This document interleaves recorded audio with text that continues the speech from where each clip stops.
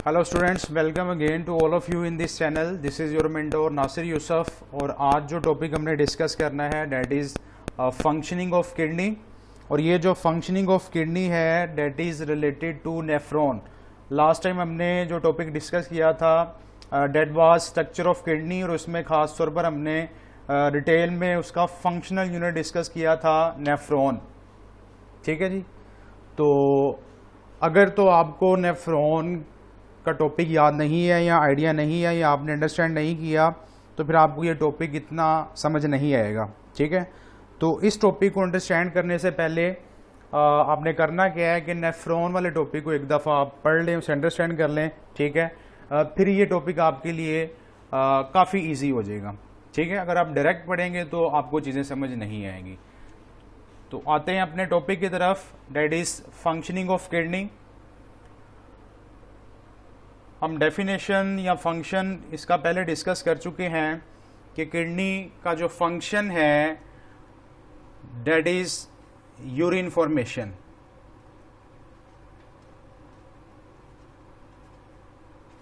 Kidneys are involve in urine formation और ये जो यूरिन फॉर्मेशन है that takes place in 3 steps.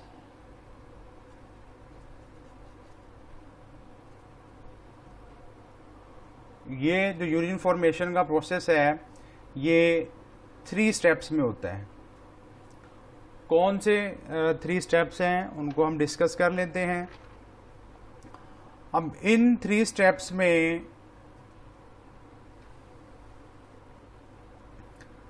जो फर्स्ट स्टेप है दैट इज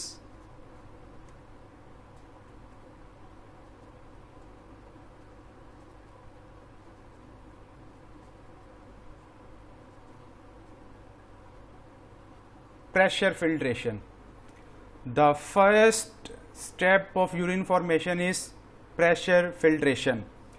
अब होता क्या है कि जब रीनल आर्टरीज के ज़रिए ब्लड किडनीज में आता है तो then it goes to arterioles. फिर आर्ट्रियोल से फर्दर ब्लड कहाँ जाता है? ग्लोमेरुलस में आता है। ठीक है जी। और ग्लोमेरुलस क्या है हमने डिस्कस किया था, it's a network of capillaries. ठीक है जी। ये डायग्राम आप चेक करें, इसमें ये जो पॉइंट आपको नजर आ रहा है इट्स एन ग्लोमेरुलस जो कि कैपिलरीज का नेटवर्क है। तो ये आर्ट्रियोल्स हैं। ठीक है जी। ये क्या है? आर्ट्रियोल्स हैं। तो इसके जरिए ब्लड आता है यहाँ। तो होता क्या है, क्योंकि ब्लड का प्रेशर बहुत ज़्यादा होता है इसी वजह से this step is called as pressure filtration. तो उस ब्लड के प्रेशर के तहत होता क्या है कि ब्लड की फिल्ट्रेशन होती है और जब ब्लड की फिल्ट्रेशन होती है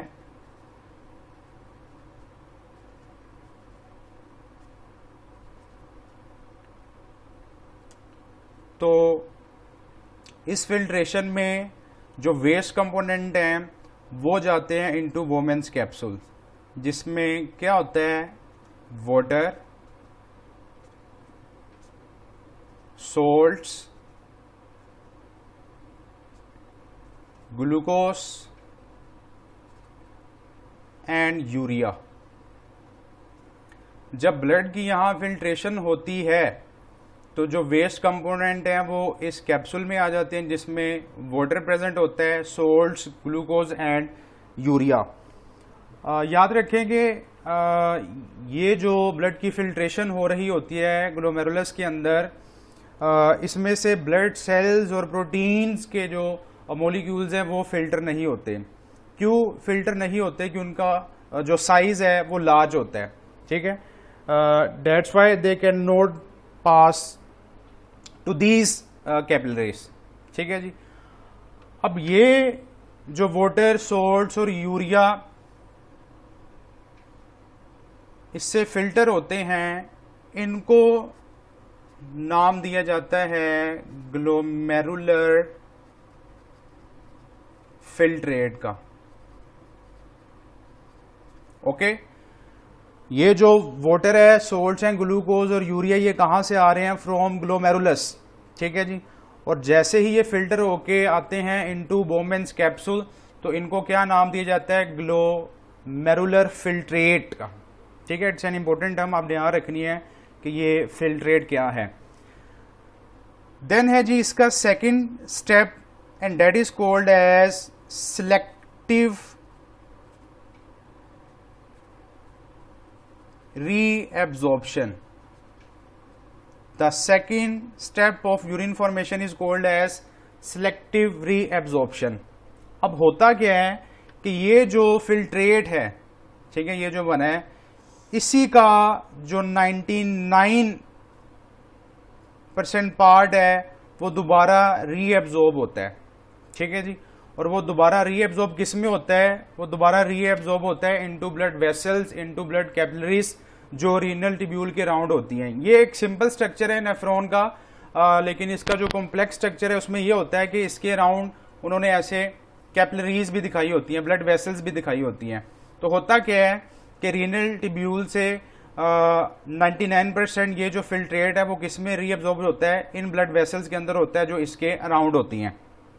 ठीक है जी, अब पूरी की पूरी इसकी रीअब्जॉर्प्शन नहीं होती। ठीक है, that's why called as selective reabsorption. और यहाँ जो समझने वाला पॉइंट है, आपने फिर इस टॉपिक को, इस कंपोनेंट को रिलेट करना है नेफ्रॉन के साथ, क्योंकि जब तक आपको नेफ्रॉन के स्ट्रक्चर का पता नहीं होगा आप इस स्टेप को अंडरस्टैंड नहीं कर सकते। और ये जो स्टेप है दैट इज कॉन्सेप्चुअल। आपको पता होना चाहिए कि नेफ्रॉन के किस स्ट्रक्चर में कौन सा पार्ट रीअब्जॉर्ब हो रहा है और किस प्रोसेस के जरिए रीअब्जॉर्प्शन होती है। ठीक है जी, तो ये जो फिल्ट्रेट है इसकी 99% रीअब्जॉर्प्शन होती है into blood capillaries and this is done by 3 processes, जिनमें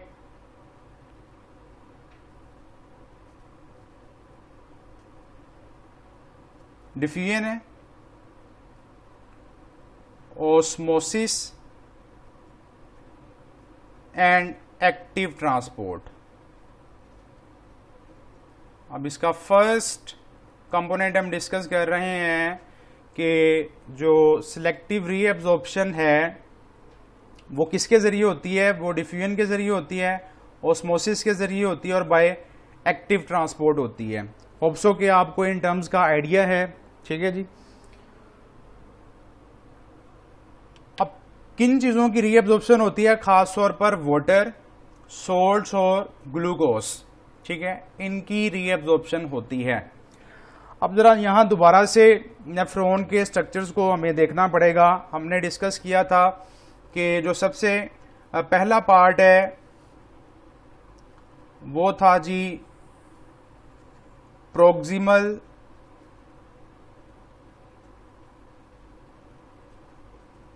कॉन्वोलेटेड ट्यूब्यूल। ठीक है जी, फिर हमने डिस्कस किया था U shape structure that is loop of Henle, और फिर हमने डिस्कस किया था डिस्टल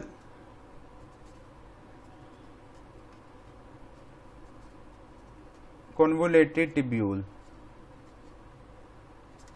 अब ये इंटरेस्टिंग पॉइंट है, समझने वाला है। जो पार्ट है प्रोक्सिमल, इसमें मैक्सिमम रीअब्जॉर्प्शन होती है वाटर की और ग्लूकोज की। ओके, लूप ऑफ हेनले के हमने 2 पार्ट्स डिस्कस किए थे कि जो लूप ऑफ हेनले है इसमें 2 पार्ट्स होते हैं। ठीक है, एक हमने डिस्कस किया था डिसेंडिंग लूप ऑफ हेनले और एक हमने डिस्कस किया था असेंडिंग लूप ऑफ हेनले। ठीक है, मैं आपको बार बार कह रहा हूं कि जब तक आपको नेफ्रॉन के स्ट्रक्चर के बारे में नहीं पता होगा, प्रीवियस टॉपिक का आपको नहीं पता होगा, आप इस टॉपिक को अंडरस्टैंड नहीं कर सकते। ठीक है जी, तो होता क्या है कि ये जो डिसेंडिंग पोर्शन है it's involve in the reabsorption of water. Again यहां वाटर की रीअब्जॉर्प्शन होती है, और जो असेंडिंग पोर्शन है it's involve in the reabsorption of salts. तो ये आपको पता रहना चाहिए कि नेफ्रॉन का कौन सा पार्ट है और उसके अंदर कौन सा मटेरियल रीएब्जॉर्ब हो रहा है। ठीक है जी। और ये जो डिस्टल कन्वोल्यूटेड ट्यूब्यूल है लास्ट पे, इसमें दोबारा वाटर की रीएब्जॉर्प्शन होती है। ओके, अब सबसे पहले हमने देखा था प्रोक्सिमल पार्ट के अंदर वाटर की रीएब्जॉर्प्शन हो रही है, डिसेंडिंग लूप ऑफ एनएलए के अंदर वाटर की रीएब्जॉर्प्शन हो रही है, और at the end distal part के अंदर भी वाटर की रीएब्जॉर्प्शन हो रही है। Because it is very important, water की कंसंट्रेशन को मेंटेन करना बहुत ज्यादा लाजमी है, इसको रिटेन करना बहुत ज्यादा लाजमी है, क्योंकि बॉडी की जितनी भी फंक्शनिंग है वो डिपेंड कर रही होती है वाटर पे, एक्वस मीडियम पे। ठीक है, सो मैक्सिमम किडनीज की कोशिश होती है कि वो वाटर को रीएब्जॉर्ब कर सके अगर उसकी बॉडी के अंदर डेफिशिएंसी है, शॉर्टेज है। ओके, अब एक चीज तो हमने क्लियर कर लिया है कि नेफ्रॉन के किस स्ट्रक्चर के अंदर कौन सी चीज रीएब्जॉर्ब हो रही है। अब सेकंड कंपोनेंट ये देखना है कि इनकी रीएब्जॉर्प्शन किस प्रोसेस के जरिए होती है। मैंने आपको बताया था कि डिफ्यूजन के जरिए होती है, ऑस्मोसिस के जरिए होती है, और एक्टिव ट्रांसपोर्ट के जरिए होती है। ठीक है जी। तो याद रखें कि जो वाटर की रीएब्जॉर्प्शन है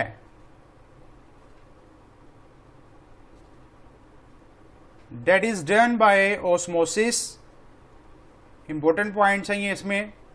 और जो सोल्ट्स की रीएब्जॉर्प्शन है that is done by active transport. Obviously जो ग्लूकोज है उसकी जो मूवमेंट है, ट्रांसपोर्टेशन है, वो होती है बाय डिफ्यूजन। ठीक है जी। तो आई रिपीटेड के ये इसमें कंपोनेंट इंपॉर्टेंट है कि नेफ्रॉन के किस पार्ट के अंदर कौन सा मटेरियल रीएब्जॉर्ब हो रहा है और किस प्रोसेस के जरिए हो रहा है। अगर आपने ये दो चीजें इसमें अंडरस्टैंड कर ली तो ये टॉपिक आपको आ जाएगा। ठीक है जी। So you have to understand these structures and these processes to understand this topic and selective reabsorption. That's why this is called as selective reabsorption. एक तो स्पेसिफिक स्ट्रक्चर में होती है और सारे कंपोनेंट्स की रीएब्जॉर्प्शन नहीं होती, सिलेक्टिव होती है। ठीक है जी। और ये रीएब्जॉर्प्शन किस में हो रही है? ये ब्लड वेसल्स में हो रही है, ये ब्लड कैपिलरीज में हो रही है जो रीनल ट्यूब्यूल के अराउंड होती हैं। ओके, अब तक हमने 2 जो स्टेप्स हैं वो कंप्लीट कर लिए हैं, उनको देख लिया है। जो थर्ड एंड लास्ट स्टेप है of urine formation that is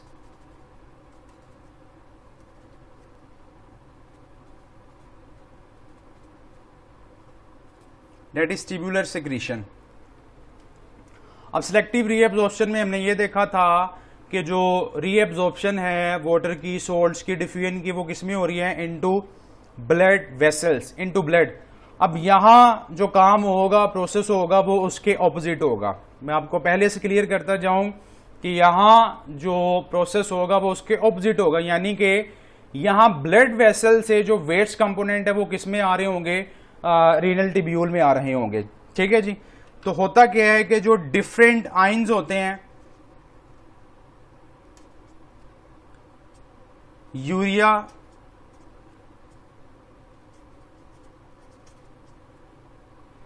creatinine, ठीक है जी, it's an waste material from the muscles. जब मसल्स के अंदर मेटाबॉलिक प्रोसेस होता है तो उसमें जो वेस्ट मटेरियल निकलता है उसे हम कहते हैं क्रिएटिनिन।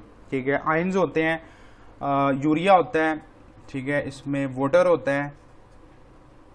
अगर आयंस की बात की जाए तो इसमें डिफरेंट आयंस होते हैं सोल्ट्स के, जैसे कि क्लोराइड आयंस है, सोडियम आयंस है, पोटेशियम आयंस है। ठीक है, और अदर कुछ आयंस होते हैं इन वेरिएबल अमाउंट्स। लेकिन सबसे ज़्यादा जो यूरिन के अंदर कंपोनेंट होता है दैट इज वाटर। आप कह सकते हैं कि 95% इसमें वाटर प्रेजेंट होता है। ठीक है जी। तो ट्यूबुलर सेक्रीशन के अंदर क्या होता है? फॉर एग्जांपल अगर ये ब्लड वेसल है और ये हमारे पास है रीनल ट्यूब्यूल, तो होता क्या है कि इसमें ब्लड है, ब्लड फ्लो कर रहा है। ठीक है जी। अब यहां से जो ये वाले आयंस हैं, ठीक है, यूरिया और sodium, potassium ions, creatinine, water, ठीक है, ये किस में जाते हैं? ये जाते हैं इनटू रीनल ट्यूब्यूल। यही बात आपने अंडरस्टैंड करनी है कि सिलेक्टिव रीअब्जॉर्प्शन में हमने देखा था कि जो वाटर है, सोल्ट है, ग्लूकोज है, वो रीअब्जॉर्ब हो रहे हैं इनटू ब्लड। लेकिन यहाँ ऑपोजिट है कि ब्लड से ये जो वेस्ट कंपोनेंट है ये किस में आ रहे हैं, रीनल टिब्यूल में आ रहे हैं। ठीक है जी, होप्सो आपको इन कॉन्सेप्ट्स की समझ आ गई होगी। ठीक है जी, और ये सारा कुछ इसलिए हो रहा होता है to maintain the pH of the blood, ताकि जो ब्लड की पीएच है वो नॉर्मल रहे, and that is 7.35 to 7.45। It's a normal pH of the blood. और इस पीएच को मेंटेन करने के लिए ये जो वेस्ट कंपोनेंट हैं ये ब्लड से कहाँ जा रहे होते हैं, इनटू रीनल ट्यूब्यूल। अब इन सारे स्टेप्स के बाद जो हमने डिस्कस किए हैं, सबसे पहले pressure filtration, then selective reabsorption और लास्ट पे ट्यूबुलर सिक्रीशन। इन सब के बाद क्या होता है कि जो फिल्ट्रेट रीनल ट्यूब्यूल में होता है, ठीक है जी, that is called as urine. I repeat it, कि जो फिल्ट्रेट इसमें होता है, जो वेस्ट कंपोनेंट इसमें होते हैं, उन्हें हम क्या कहते हैं, यूरिन। यही जो यूरिन है that goes to collecting ducts